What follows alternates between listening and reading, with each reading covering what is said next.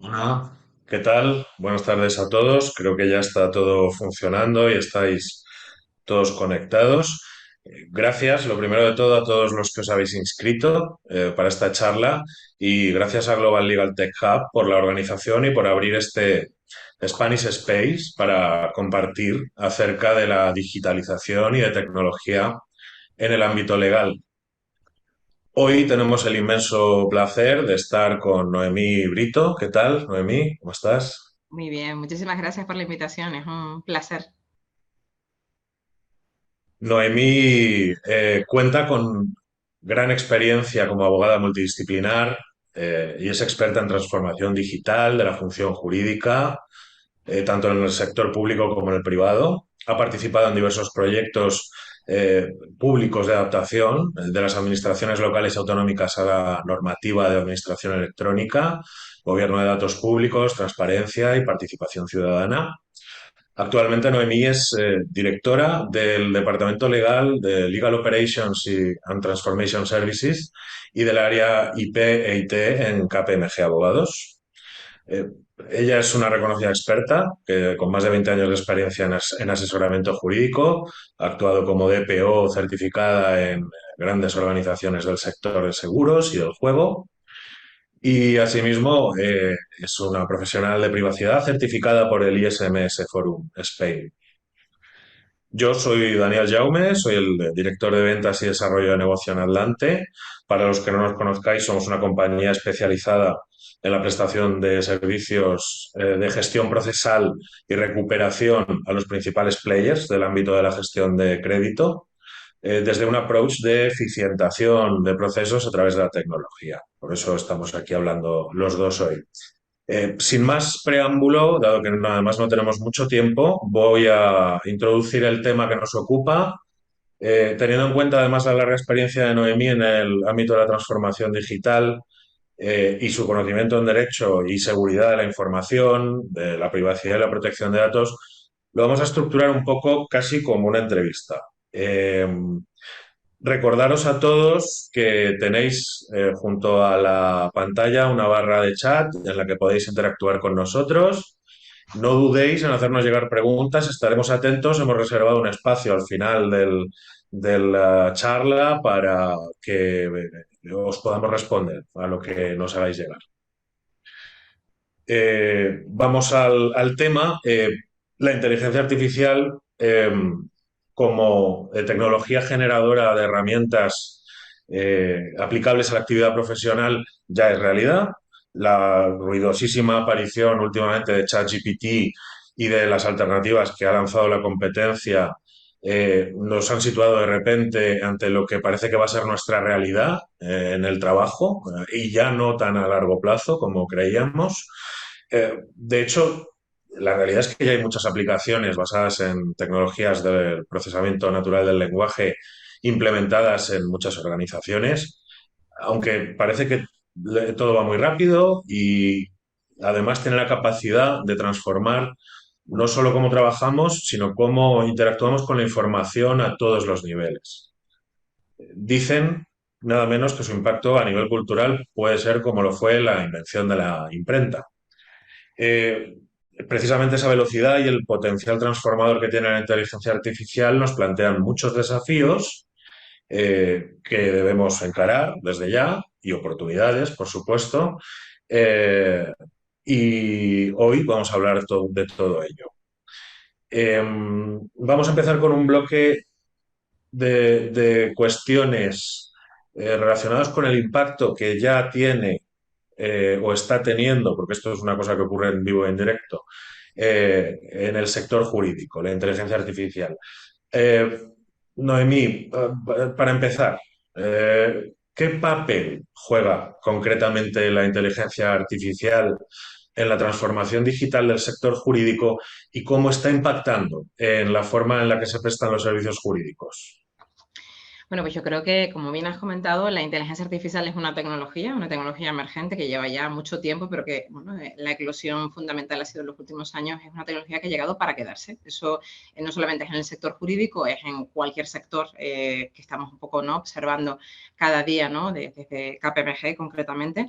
Bueno, y al final, ¿cómo impacta esto, ¿no?, desde el punto de vista de lo que es la función legal, ¿no? Yo creo que aquí, bueno, siempre hay mucho miedo, ¿no? Y también hay un debate abierto de si, ¿no?, la inteligencia artificial, ¿no?, va a poder sustituir puestos de trabajo, ¿no?, inclusive en el mundo legal. De hecho, mañana tenemos una sesión específicamente sobre cómo impactan los escenarios, entre comillas, laborales, ¿no? Y yo diría que, bueno, quizás el mejor ejemplo que podemos tener en los últimos días, ya traigo a colación un caso muy, muy reciente, es el de este abogado, no sé si lo habéis visto, ¿no?, que justo ha utilizado ChatGPT para contestar, ¿no?, una demanda frente a una compañía aérea, ¿no? Y al final, pues, esto en el derecho americano, pues, es mucho de antecedentes legales, jurisprudencia, y se ha inventado todos estos antecedentes, ¿no? Yo creo que aquí el modelo es un modelo, ¿no?, que al final, donde la tecnología no es más que una herramienta que va a acompañar, que siga acompañando y que seguirá acompañando al abogado, ¿no? ¿En qué? De alguna manera, en darles mayores prestaciones, capacidades, fuentes e información, resúmenes si queréis, donde de alguna manera el abogado, y utilizando un poco la terminología también que utiliza el propio Microsoft, por ejemplo, de acompañamiento, es un copilot, es un asistente que nos ayuda de alguna manera a ser mejores abogados. Y yo diría que incluso la propia tecnología, bien aplicada, bien usada, no deja de ser algo que va a permitir a los abogados, concretamente, de hecho, si lo miramos de una manera inteligente, a poner en valor realmente lo que hacemos, que es asesorar jurídicamente, ¿no?, a nuestros clientes, ¿no? Y esto, de alguna manera, al permitirnos optimizar y muchas veces eficientar nuestra labor, ¿por qué? Porque tenemos mayor capacidad de acceder a información, a recursos, a poder, ¿no?, generar, ¿no?, no solamente revisar, sino generar, ¿no?, este tipo de documentos o informes o resúmenes, nos va a poder ayudar de alguna manera a centrarnos en lo que realmente, pues eso, aporta valor.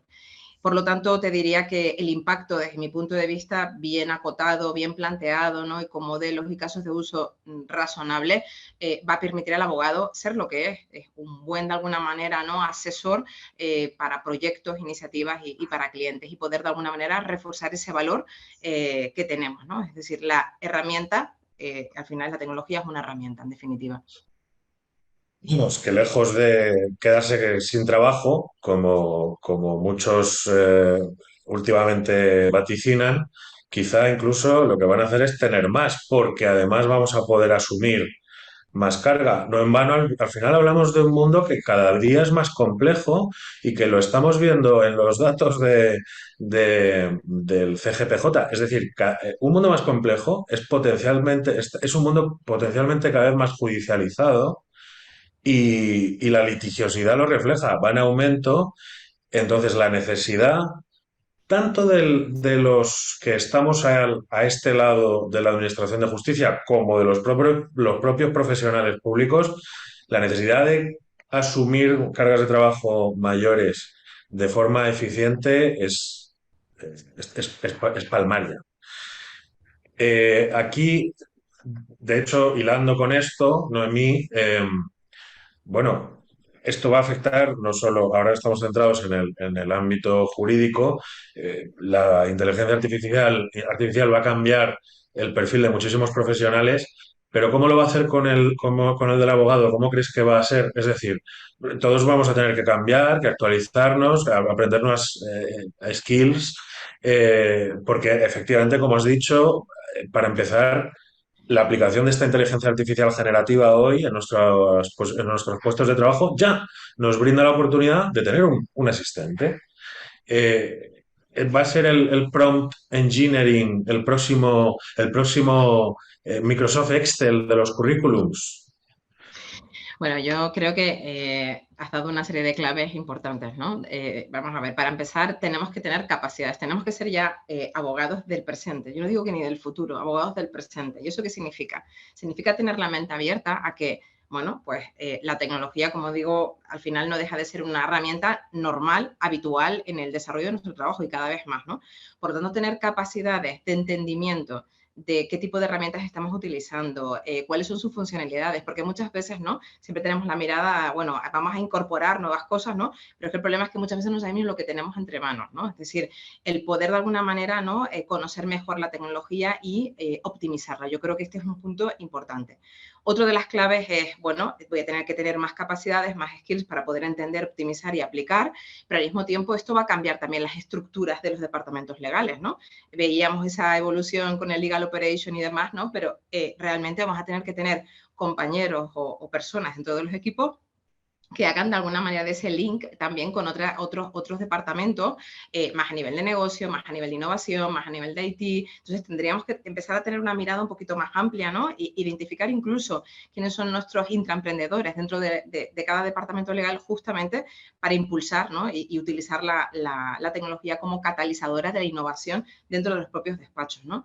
En este punto que comentas hay un tema donde se ve fundamentalmente, ¿no? Cómo la tecnología va a poder ayudar realmente no solamente a las personas, a los equipos, ¿no? Y a esa transformación de capacidad, sino también a los servicios, ¿no? Y lo has definido muy bien también, ¿no? El poder aplicar tecnología de este tipo, ¿no? Apalancada también en temas de operativa legal, yo creo que es fundamental porque nos va a dar una visión, y ya lo estamos viendo con los ALSP, con los ¿no? Proveedores de servicios jurídicos alternativos, ¿no? Cómo están utilizando la tecnología cada vez más justo para poder de alguna manera impulsar nuevos modelos de servicios, ¿no? Vinculados más a lo mejor a los servicios legales gestionados, etcétera, ¿no? Entonces, todo este tipo de situaciones lo que plantean es al final un escenario, bueno, pues muy positivo, donde vamos a poder imaginar y reimaginar, ¿no? ¿Qué queremos ser, entre comillas, de mayores, ¿no? Y cuando hablo de mayores, es eso en términos de servicios, en términos de capacidades, en términos de, ¿no? de evolución también de la estructura, ¿no? De los departamentos, y creo que además esto nos va a ayudar también a abrir, ¿no? La cabeza en nuevos modelos de servicio, que si quieres luego podemos comentar, porque justo Sí. estos días ha salido, ¿no? Un informe muy chulo sobre cuáles son esos principales casos de uso con ChatGPT, y me parece muy interesante lo que están diciendo los departamentos legales corporativos y las firmas legales sobre cuáles son sus modelos y casos de uso. Creo que nos va a ayudar también un poco a abrir debate. Sí, sí. Es interesante lo que comentas de que, claro, ya no es solo que se va a tener que completar el perfil del profesional con conocimientos que antes igual no se tenían. El abogado que sabe programar, ¿eh? Esto es una cosa que igual aparece, ¿no? O que sabe, tiene conocimientos en determinados temas muy tecnológicos. Pero es verdad que también va a haber estructuras híbridas dentro de los mismos departamentos, efectivamente. Y hablando de cosas, hablando de híbridos, de hecho, hay un tema, esto igual le suena a algunos, como me suena un poco a mí, casi a ciencia ficción, porque, bueno, estamos oyendo, de hecho, hace nada, esta semana creo que ha anunciado Elon Musk que Neuralink ya tiene permiso para probar en humanos sus implantes, en el cerebro. Y aquí abrimos un melón, que un poco futurista. ¿Tú crees, o sea, cómo podrá influir o influirá en la práctica del derecho la tecnología de monitoreo cerebral asociada a las soluciones de inteligencia artificial? ¿Y cómo se relacionaría esto con la aparición de de los neuroderechos y la regulación alrededor de estos? Bueno, la verdad que ese es un tema muy, ¿no? muy futurista y apasionante al mismo tiempo, ¿no? Ahí, pues, en UK, de hecho, ¿no?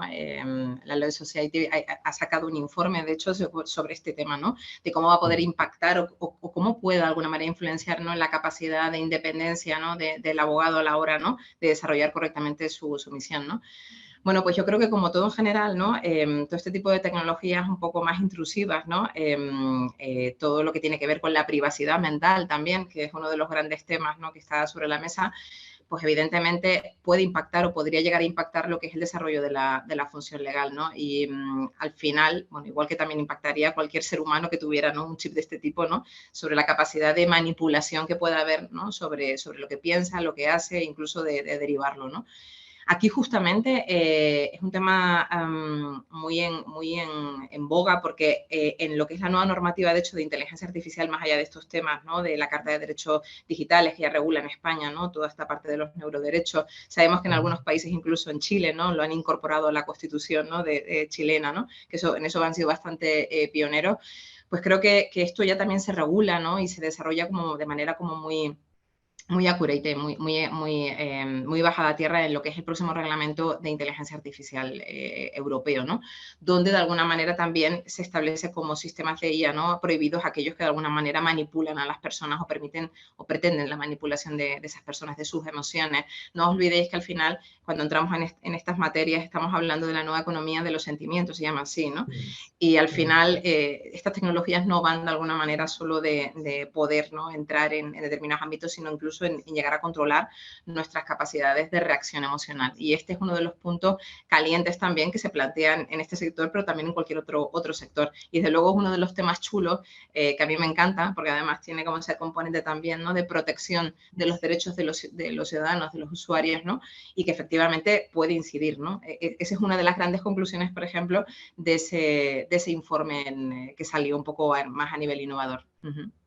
Sí, de hecho, bueno, antes de que pasemos al siguiente bloque en el que hablemos de estos desafíos y oportunidades y de la implementación, de la aplicación de la inteligencia artificial, no quería irme de esta parte de la charla preguntándote por si hay, desde tu posición en KPMG, que tenéis visibilidad de muchos proyectos de implementación de inteligencia artificial en empresas o de grandes proyectos de grandes compañías a las que quizás estáis asesorando o que estáis viendo ahora mismo, si hay algún proyecto que te llame especialmente la atención últimamente, del que nos puedas contar algo, claro.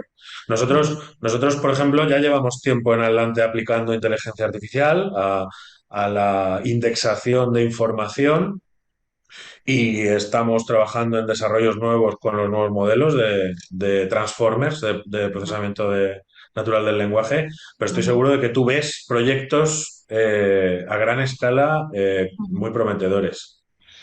Sí, o sea, de lo que puedo contar, ¿vale? O sea, sí es verdad que estamos trabajando justamente en toda esta parte de ChatGPT, por ejemplo, ¿no? Directamente con Microsoft en la definición de casos de uso, en un proyecto bastante pionero y donde estamos un poco viendo esa evolución, lo estamos viendo en un doble sentido. Por un lado, las organizaciones que están implementando estos sistemas de inteligencia artificial para el departamento legal, pero también para el resto de la organización, están bastante preocupadas con la llegada de la nueva normativa, ¿no? De inteligencia artificial, que luego comentaremos, ¿no? Entonces, lo que están haciendo es adaptando sus operativas y estructuras, ¿no? Al cumplimiento normativo a diferente nivel. Y específicamente, no hay que esperar a la normativa europea. En España, como bien sabéis, después del impacto de la ley de Riders, modificó el Estatuto de los Trabajadores y estableció la obligación de información algorítmica a nivel individual y colectivo, como tienes un comité de empresa, y eso hay que estructurarlo, eso por un lado, ¿no?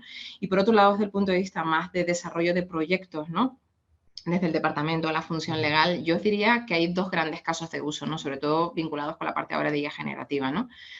Unos que tienen que ver mucho con la parte de discovery, que estáis comentando tú, ¿no? Del hallazgo, entre comillas, ¿no? De información de datos no relevantes para un determinado fin, que eso, bueno, pues al final también tiene mucho que ver con el caso de uso de contract reviewing y drafting, ¿no? Es decir, de poder detectar información importante, ¿no? Para la generación, incluso para la revisión de documentos legales o de contratos. Ese sería uno de los grandes casos de uso, pero en general todos los modelos de discovery, os diría. Y luego toda la parte que tiene que ver también con la generación de documentos en sí mismos, de informes, ¿no? O de memos. También estamos detectando, ¿no? Estamos implantando proyectos donde, bueno, se extrae información justamente para generar, a su vez, nuevos contenidos, nueva información, nuevos informes, ¿no? Que van a ayudar también a los departamentos legales o que están ayudando a los departamentos legales en su labor, ¿no? A ellos diría que, por ejemplo, hay un caso de uso muy chulo que también tiene mucho que ver con implantación también de tecnología en inteligencia artificial, que son los radares regulatorios. Uno de los grandes temas o de tendencias que se están planteando a nivel de departamento legal corporativo al menos es la implantación de sistemas de radares regulatorios para intentar detectar de manera proactiva y anticipada, ¿no? La normativa que está llegando, sobre todo a nivel internacional, en sectores pues muy complejos, muy regulados muchas veces, o en temas, por ejemplo, como ESG, y a partir de ahí se generan una serie de resúmenes donde estamos utilizando en muchas ocasiones con estas herramientas inteligencia artificial, justamente para de alguna manera ser mucho más rápidos, mucho más ágiles, ¿no?, a la hora de generar estos modelos. Este es otro de los ejemplos que no deja de ser un ejemplo de servicio legal gestionado, como os decía, ¿no? O sea, que os diría que al final la gente, las empresas, las organizaciones están muy preocupadas, y desde el punto de vista del departamento legal el impacto es doble.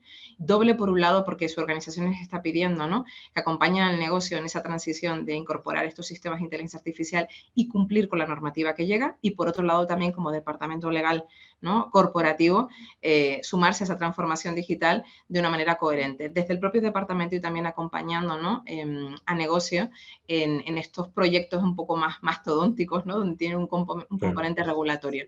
Pero os diría que esos serían los dos grandes casos. Es más, estos dos grandes casos de la parte de revisión contractual y justamente toda la parte de resúmenes y de bueno, generación de documentos a partir de ahí, son justamente los dos grandes casos que a nivel internacional están despuntando como los principales para el uso de IA generativa. Qué interesante este proyecto que me comentas de radar, de alertas regulatorias. Eso además quiero decir, es útil para todos los sectores, aplicable y a todas las compañías. De hecho, de regulación vamos a hablar ahora en el siguiente bloque porque es obligatorio.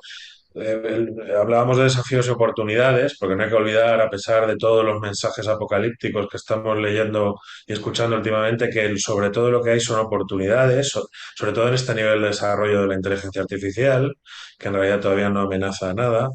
Eh, Hace poco Elon Musk, Bosniak o Sam Altman, el director general de OpenAI, están diciendo que igual esto no lo podemos controlar, que hay que parar el desarrollo. Eh, vale, es cierto que de cara a futuro hay desafíos que hay que abordar en materia de transparencia.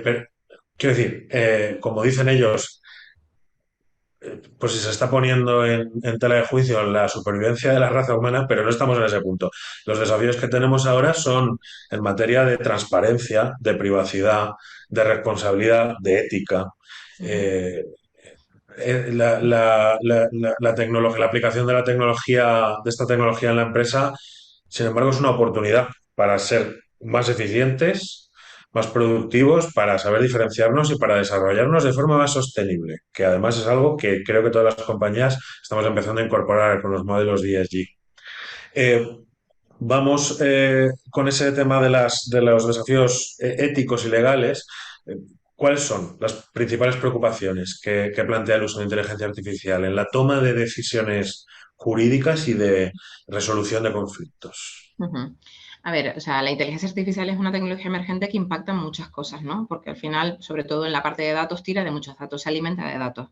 Es muy intensiva en el uso de datos y al mismo tiempo también la generación o de alguna manera, ¿no?, lo que sale de ese tipo de transformación al final son datos incluso muy sensibles porque son tan Mm, precisos que pueden trazar perfiles muy definidos, ¿no?, de los usuarios, ¿no? claro. Los desafíos, pues tenemos muchísimos desafíos a nivel competitivo, desafíos a nivel de transparencia, como bien comentaba, vinculados con la parte de sesgo algorítmico, vinculados también con la parte de privacidad, vinculados también con la parte de IP, ¿no?, con la parte un poco de también, ¿no?, de cómo se generan esos contenidos, ¿no?, quiénes son los autores, ¿no?, que ahí también hay mucho debate, ¿no?, sobre quiénes son los autores de determinados contenidos, por ejemplo, en la IA generativa. En fin, al final hay muchísimos impactos a nivel legal, pero también a nivel ético, como bien has comentado, ¿no? Yo creo que hay que distinguir muy bien entre lo que es IA legal y IA ética. De hecho, todos los posicionamientos a nivel legal y a nivel también de autoridades, ¿no? La UNESCO, que tiene el primer estándar, ¿no?, de inteligencia artificial confiable, pues al final yo creo que todo esto tenemos que mirarlo un poco en paralelo. ¿Qué están haciendo las organizaciones en estos momentos? Lo que están haciendo es definiendo estrategias, os lo digo ya, de tecnología responsable, más allá de lo que sería IA. Es decir, al final tenemos que ser capaces de incorporar tecnología que nos sirva a la organización para mejorar nuestros procesos de gobernanza de datos, establecer estrategias inteligentes de datos, en fin, para mejorar y optimizar, pero al mismo tiempo tenemos que saber que no toda tecnología es válida, que de alguna manera tenemos que tener una serie de controles sobre sus capacidades, sus niveles de garantía, seguridad, ¿no? También dentro de todo ese tipo de elementos ayudan si tienes una estrategia. Y la estrategia es incorporar, y se están modificando incluso desde los propios códigos éticos, como bien comentabas, ¿no? Eso es. O códigos de conducta, ciertas pautas y políticas a la hora de incorporar este tipo de tecnologías. Algo que, por otra parte, también el nuevo reglamento, como comentábamos, ¿no? de inteligencia artificial, ya plantea con un enfoque de riesgo. Eso por un lado. Y como bien también indicas, bueno, esto también conecta con lo que se llama ética de negocios dentro del pilar de gobernanza y ética de negocios de ESG. Es decir, Eso es. nos va a diferenciar en el tráfico si somos capaces de vender y establecer, no, primero establecer y luego vender, ¿no? Correctamente, no sería el orden, ¿no? Eso Una es. estrategia inteligente y responsable en la incorporación de tecnología dentro de la organización, primero seremos más diferenciales en el tráfico, seremos más confiables de cara a los usuarios, que los usuarios cada vez preguntan más por estas cosas, y también respecto al resto de los grupos de interés, ¿no? El cumplimiento de las obligaciones y de los derechos también ayuda al cumplimiento del pilar de personas, ¿no? Y también, por otro lado, cuando incorporamos inteligencia artificial tenemos también que estar muy atentos a la huella de carbono digital. O sea, al final, cómo está impactando nuestras organizaciones a diferente nivel. O sea, que esto al final efectivamente tiene que ver con un criterio de cumplimiento y también ético, pero al mismo tiempo también con criterios de sostenibilidad y ESG. Está clarísimo. Sí, lo que decías de la huella de carbono, bueno, esto me recuerda que nosotros el año pasado, con motivo de que nos sumamos a los foros de transformación digital de la justicia que abrió el Ministerio, empezamos a hacer un estudio interno de, oye, para usar el argumento de que la transformación digital ahorraba, el ahorro de papel tenía un impacto positivo a nivel medioambiental. Bueno, básicamente descubrimos que está ahí. O sea, la digitalización es un false friend de la ecología, porque te da la sensación de que la no utilización de papel es más verde, pero la realidad es que el mantenimiento y alimentación de todos los medios y recursos electrónicos dedicados a sostener tanto esos superordenadores como donde se almacena la información, casi igualan a nivel de huella de carbono Uh -huh. con la de fabricación, impresión y transporte de papel. Claro, claro, por eso Eh, tienes que preguntar muy bien, ¿no? Y analizar ese tipo de líneas, ¿no? O sea, es decir, oye, si voy a incorporar tecnología que tenga sentido y que sobre todo optimicemos la que tengamos, precisamente con este criterio de verde, ¿no?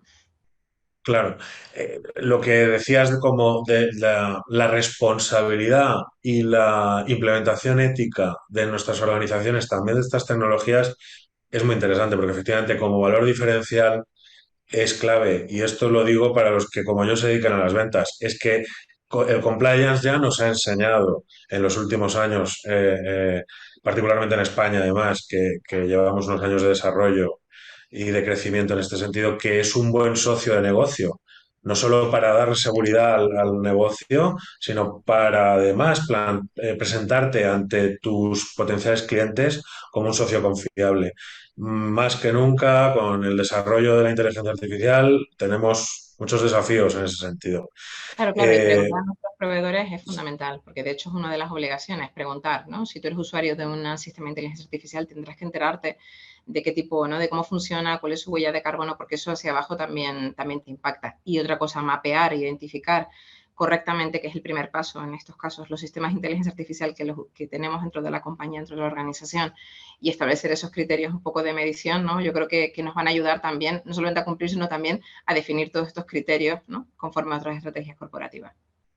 eh, nos estamos quedando sin tiempo, Noemí.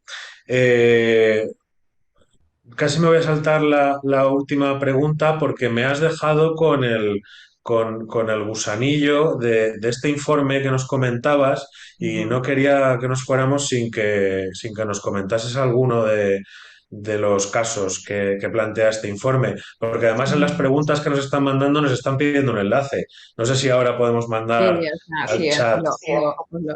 os lo paso, sí, o sea, lo pasaré a la organización si es mejor y así como ellos tienen todos los, ¿no? Todos los participantes para que nadie se quede sin un poco el enlace de esa información. Es un informe muy reciente de Thomson Reuters, en donde de alguna manera están chequeando, ¿no?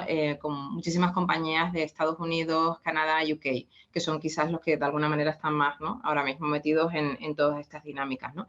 Y ahí sí que se establece como el doble visión. Es muy interesante porque se ve desde la perspectiva del vendor, es decir, desde los despachos de abogados, es decir, cómo están viendo ellos, ¿no?, esa digitalización interna para acercarse, ¿no?, mejor al cliente. Y también se hace la pregunta a los departamentos legales corporativos dentro de las organizaciones. En algunos puntos coinciden, pero sí que os diría que básicamente son los casos de uso que más están hablando un poco, ¿no? Todo lo que tiene que ver con la revisión contractual y el drafting de ese tipo de contratos, todo lo que tiene que ver también con el legal research, ¿vale? Con todo lo que es, ¿no?, el análisis, el e-discovery también los modelos estos de copilot, es decir, tener un sistema dentro del despacho legal o en el departamento legal de, oye, voy a preguntar sobre algo, ¿no?, sobre, no sé, una ley, un informe, algo, y que es un servicio un poco de acompañamiento en preguntas y respuestas, como un asistente a este nivel, ¿no? Que aquí, por ejemplo, Sí. nosotros en Australia tenemos ya un piloto dentro de KPMG Australia justamente con estos sistemas un poco más a nivel de chatbot, si me lo permitís, ¿no? Toda la parte un poco también de resúmenes de cosas, es decir, generación de resúmenes de valor, ¿no? Que esto también tiene su elemento técnico, como ya sabéis también, ¿no? Hay una limitación de tokens, ¿no? Cuando preguntas tú a ChatGPT, según un poco el tipo de licencia que tiene, y claro, aquí también no penséis que esto sale un informe brutal, sino que también está muy limitado, ¿no? O sea, cada toque son 4 caracteres, o sea, que depende un poco de ese volumen tendrás más o menos capacidades, ¿no? Y también tus propias licencias, ¿no? También toda la parte un poco de back office dentro de los departamentos legales y en general dentro de lo que sería los despachos, ¿no? Pero sí que me parece muy interesante porque sí que os digo que teniendo conversaciones con grandes tecnológicas, ellos coinciden más o menos en la definición de estos casos de uso que luego se pueden bajar, ¿no?, a proyectos concretos y específicos que dependen, ¿no?, de cada cliente, de cada situación. Pero sí que es muy interesante, ¿no?, cómo se está un poco también, ¿no?, definiendo en qué cosas podemos y no podemos. Más allá de poder utilizar sistemas de inteligencia artificial, de machine learning y otro tipo de elementos que no son IA generativa, ¿no?, para otras cosas, como estábamos comentando, ¿no?, para la discovery, para el tratamiento de información, para, ¿no?, la predicción, ¿no?, también de determinadas situaciones, ¿no?, a la hora, por ejemplo, de enfrentarte, ¿no? Imagino una empresa del sector financiero que tiene que analizar pues muchísimos documentos y tiene que ver un poco cuál es el común denominador, ¿no?, y un poco la inteligencia que está detrás para, ¿no?, tomar decisiones sobre determinadas estrategias legales. Se podría ser un caso concreto que no tiene nada que ver con IA generativa, pero que sí tiene que ver con sistemas de inteligencia artificial. Pero sí, os pasaré este informe y algunos enlaces más interesantes que ahora mismo están por ahí danzando en el mercado, ¿no? Fenomenal, fenomenal. Mira, vamos a la parte de preguntas porque ya nos hemos pasado de tiempo.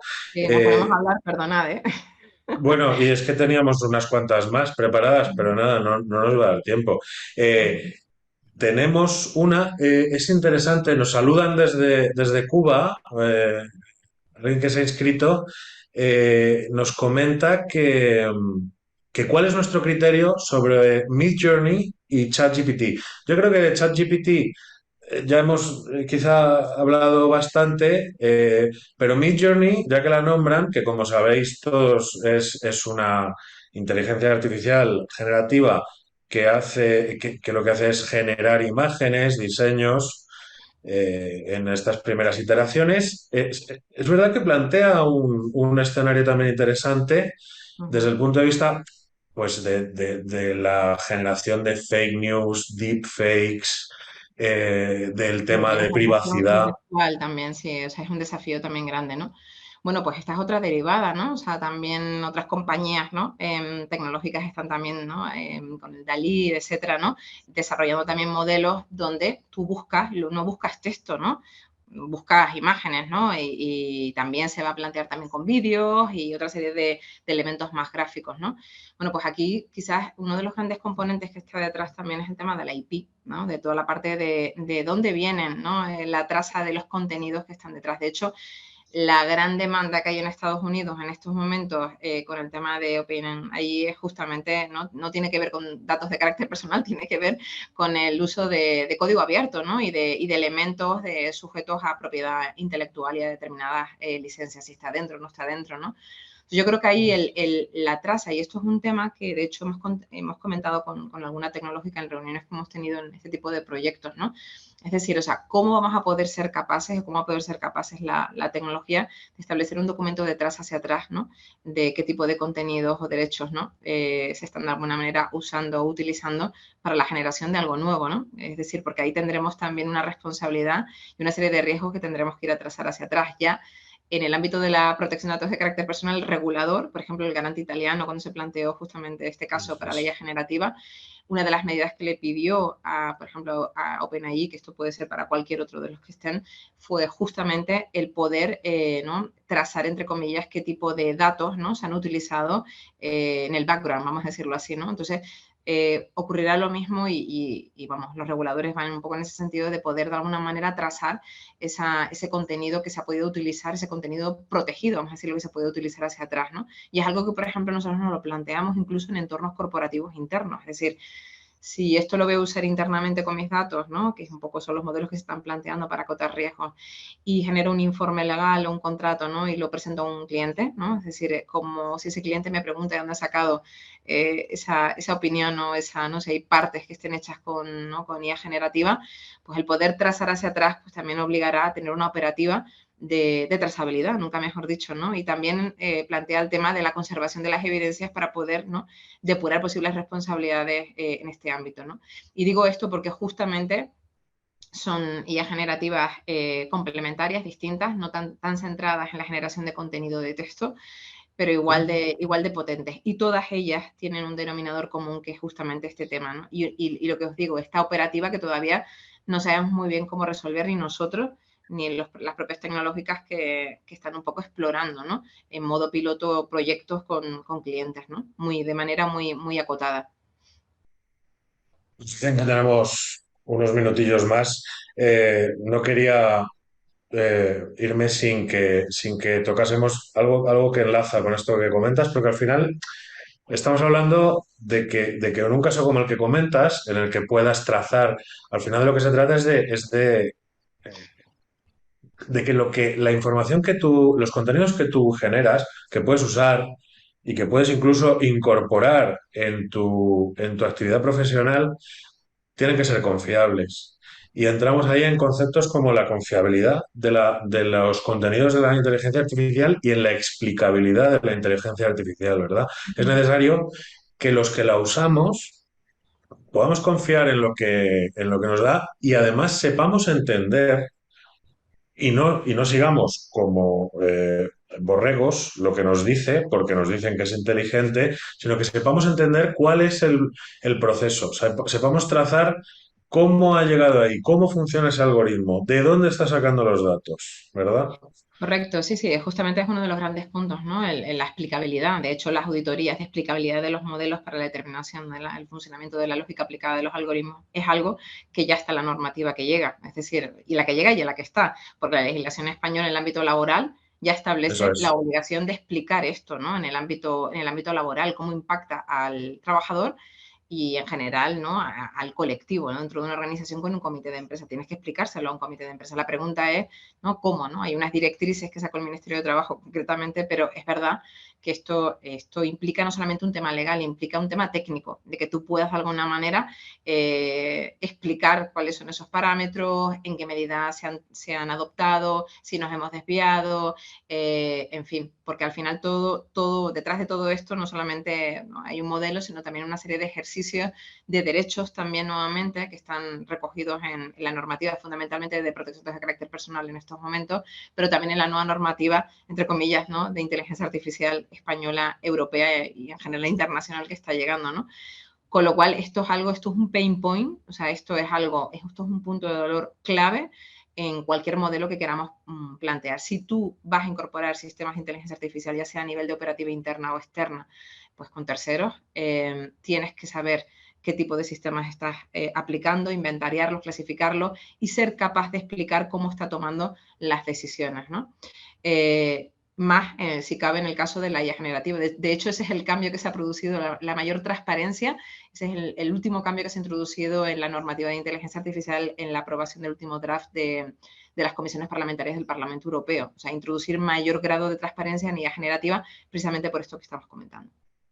Y lo digamos si incluso se piensa en trasladar el uso de IA generativa a distintos ámbitos del derecho. Es decir, en el momento, bueno, vimos un caso, ¿no? De una prueba que hicieron en algún estado en Estados Unidos que resultó que se juzgaban casos rápido con una de estas algoritmos y Ujú, resultó que el algoritmo era tan poco inclusivo, tan ujú, racista, vamos a ujú, decirlo, ujú, como toda la jurisprudencia que se había utilizado para entrenarla.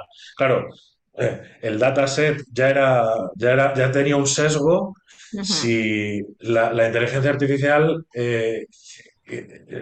tiene que poder explicar también por qué emite una sentencia. Evidentemente no estamos en el punto de llevar la inteligencia artificial a juzgar casos, pero es algo que tenemos que ir pensando porque podrá usarse Sí, sí. al menos en determinados procedimientos. Correcto, y aquí hay un dato clave que es usar datos de calidad o llegar a usar datos de calidad. Y para usar datos de calidad es muy divertido porque por el propio reglamento de inteligencia artificial curiosamente, ¿no? Con el de protección de datos siempre tenemos como la tendencia a contener datos, ¿no? Para evitar que haya problemas, a pesar de que esto es una quimera, ¿no? También lo suyo es que si tienes Sí. datos los puedes aplicar, compartir con seguridad, pero los puedes hacer y el reglamento te lo permite.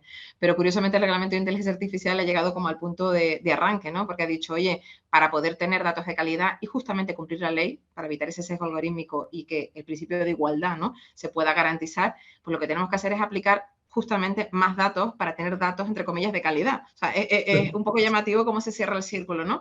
Y ahí, de hecho, hay obligaciones muy interesantes nuevas con los proveedores, cuando tú eres simplemente usuario final del sistema, donde tienes que mantener una relación, es curioso, ¿no? Con el propio proveedor e incorporarlo en los contratos que tienes para que de alguna manera se genere, ¿no? Constantemente se vaya de alguna manera nutriendo, se vaya generando, no se produzca una merma desde el punto de vista de la calidad de los datos o de los datasets que se están utilizando. Ese es otro de los puntos calientes, sí, sin duda.